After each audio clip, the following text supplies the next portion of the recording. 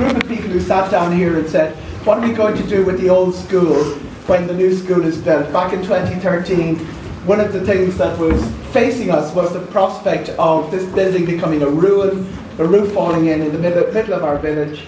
One of the things we identified immediately was we could make this a visitor centre where people travelling on, walking the canal and visiting Oughterard could come and visit, maybe get a cup of coffee, maybe stop in for a chat. We decided to put a historical exhibition, and this is permanent, this is not going anywhere, this is here forever, around the life of Arthur Guinness, major international brand, very obvious, one of the biggest brands ever to come out of Ireland, and we own him. And a lot of people in the neighbourhood don't realise to what extent we own him, because nothing is known about his birth, his early childhood, but apparently it all happened around here. Why is he buried in Oughterard? His mother's grave was there. His grandfather was a reed, and his grandfather brewed beer in the 1690s. We have the records for it, and he sold the beer along that little road that goes at the back of Oughterard. That was the main road to Kilcullen and to Cork, and that before arterial drainage and they could build the motorway, the new toll road down in the valley. That's where Arthur Guinness's grandfather sold beer. His father met his grandfather. His father was selling milk in Simonstown. The two of them were basically traders, Del Boy stuff, and they got together, and then it was cemented, the relationship was cemented when Richard Guinness married William Reid's daughter, and out of that, the firstborn of a lot of children was Arthur Guinness. He was probably born in Ardclough, either on Boston Hill or where the Connorses are. The other side, there's a little group of houses there, and there's a third location in Simonstown that he may be born, because they were all possible Reid households. And in the early 1720s, if you were going to be born, you went back to your mother. If you were going to have a child, you went back to your mother. No midwifery services. We have the finest of midwives now, of course, but we didn't have midwifery services in those days. Now, what we did with the next room, and some of you have been through it, is you will know this isn't an ideal building. This is an old, this is a 1949 schoolroom. They're all built to the same design, high windows. All the children used to sit in small desks facing this way to the blackboard. Some of you will have been here, will remember it. The windows were great. Where's Sir Raymond King? The windows were great for seeing the inspector, the king of coming. So you could get ready, you could organise a little panning session and get your best students to the front. But this is where myself and a lot of the community went to school.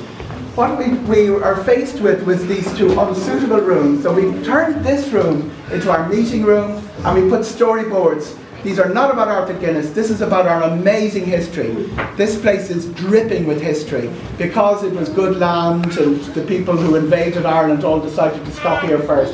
So there's almost any major event in our history happened here. The next room, we've got one wall which is about Arthur Guinness's early life, what his connection with the area is, and we only are interested as far as he set up his brewery in Leixlip. But we talk about what is connected, that story I just told you about the Reid family, the Guinness family, how they came together and how Arthur was born here. The second wall is where we talk about our graveyard. Oughterard graveyard, we're hamming this up. This is show business, by the way. Tourism is show business. There's a bit of history and a bit of stuff, but we're hamming this up as the graveyard with the best view in Ireland. Okay, all together. Graveyard with the best view in Ireland. We have the story of the graveyard. The graveyard would be a royal graveyard, nothing to do with that Harry and Meghan nonsense that's going on next door. The real royals were the kings of Leinster. They had their capital in Ardclough on Lyons Hill, and their spiritual capital. Very often in Ireland you would have a civic capital where the king sat, and the spiritual capital on the next hill. A very good example would be the Hill of Slane and the Hill of Tara. So our spiritual capital was Oughterard, and our civic capital, where the kings of Leinster were enthroned, was on Lyons Hill. The reason we have a round tower, probably on Oughterard, is that it was a royal monastic site. It was connected with a king. Most of the 60 surviving round towers of Ireland are connected with some local kingship. So it's a really old site. It probably is pre-Christian. It's probably sacred to the pre-Christian movement. The church there is from the 1350s. The round tower is from about between 11 and 1200. So we have this amazing story of a graveyard to celebrate, and of course Arthur Guinness is buried there. And we have a middle section, and this is really about the history of brewing. Brewing in Ireland evolved very, very fast when Arthur Guinness started bringing in techniques from abroad, mainly the roasting of the malt. He started making a black beer. He didn't start making a black beer. He started with an ale, then produced the black beer with this roasted malt. Big technological advantage.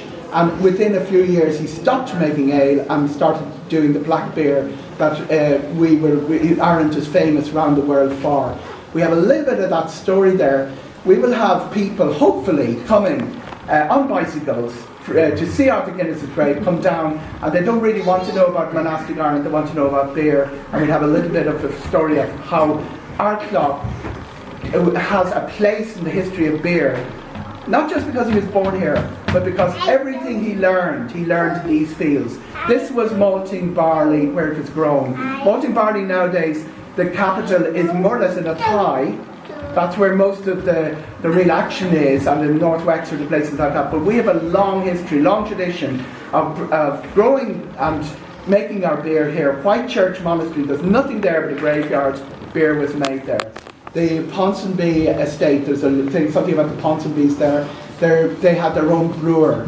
When you go back even to the middle of the 19th century to newspaper reports, you see that the Corry family had their own brewer, the Ponsonbys had their own brewer, the Bartons in Strafford had their own brewer. Beer was being made here, and young Arthur Guinness looked at that technology, worked with it, and turned Guinness into an international brand.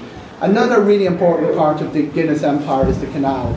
It passes through here, the very first section of the canal to open. This is really important because Ardclough is at the lead. Again, we were the first section to be built. It was not the first to carry boats because they haven't built the Dublin stretch yet. But we were the test run for the building of the entire canal. If you go down to the 13th lock today, you'll notice something unusual. It's a little bit wider than the 14th lock and the 20th lock.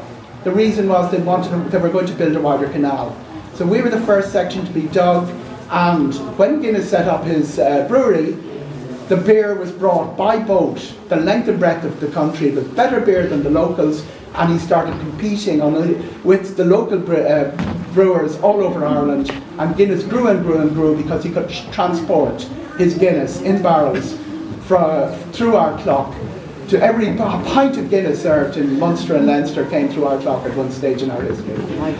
There's our story. The next step of what we're doing is to make this a living place. We're not just going to put up a few storyboards and hope that it'll get by. We're going to need to manage. We scraped together money from grant money, but the real contribution was a lot of what we got here, we got for free. We got video, we pulled favours from our video contacts, from our storyboard contacts, our historians. All our history was written for free. We managed to call in members of the community with their particular skills to do things that would have cost thousands and thousands of dollars. An example would be the translation into Irish. Would have cost thousands if it's done for free. So we have got this far on a lot of voluntary effort and a good helping of grant aid from Kildare County Council.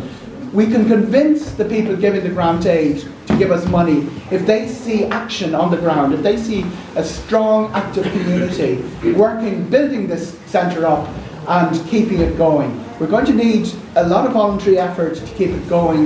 We're hoping to get a revenue stream out of coffee shops and stuff like that in the long run. But at the moment, we're going to have to, we've put the fabric of the structure in place, and we can all sit back and congratulate ourselves and say it looks lovely and we think it's great, but the real hard work is probably only beginning now, and we're going to need an awful lot of community input. And I hope this morning, just by looking at it, seeing the quality of what we have to offer, because we're proud of it, that we can look forward, get to the next step.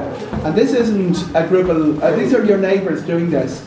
This isn't anyone distant, nobody in Bord Fáilte sending down a plan.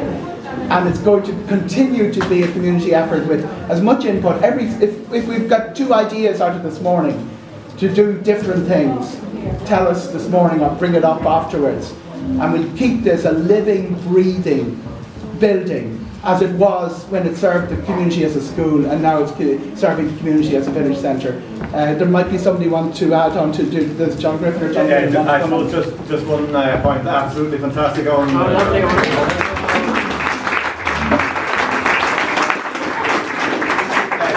to mention that Eoghan's been working hard on it. We've got the website Ardclough BC up, so you get a lot of what Eoghan has been talking about a little bit further added on there. Do have a look.